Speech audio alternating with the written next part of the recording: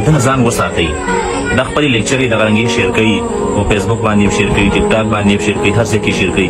خو دنه خپله عقیده په خپله باندې وښودله. دې ویډیو کې دا ویډیو زه تاسو ته پلی کوم. دا ویډیو تاسو وګورئ، په خپله باندې د عقیده وګورئ. د ده نه ځان وساتئ. تاسو اوس وایئ چې ولې ترې ځان وساتئ. تاسو د ده دا خبرې خیر نو ما ته مختلف قسم اکسپرټ په مختلف فیلډز کې میلاو شوي دي. لکه مثال کې طور پر زه ماته یو نوم وایم چې هغه ما د قرآن په پوهه کې چې زه په قرآن پوه شم ډېر غټ مدد راکړ. دنیا کم څه ته ورسېده او دی اوس هم فتوو ته ناست یو سټیمپ یې پیدا کړی دی. دا ماډرن زمانه ده. په داسې انسان چې انتهایی بیسټ ریسرچر دی په هغه باندې کمې فتوې د کفر لګولي دي. ظالمه دا ماډرن دور دی. په دې وخت کې خلک نور څه کوي او تو دغه سټیمپونه لګې په خلکو باندې. نو څه درته ځکه نه وایم چې چېرته علم به دې کړی وي یا به دې حفظ کړی وي.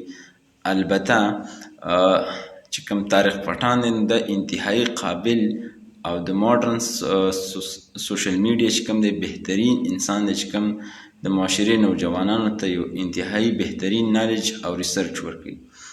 او چې کومه فتوه دې لګولې ده نو دغه فتوو ته پرېوځي، بل څه کار مو نشته.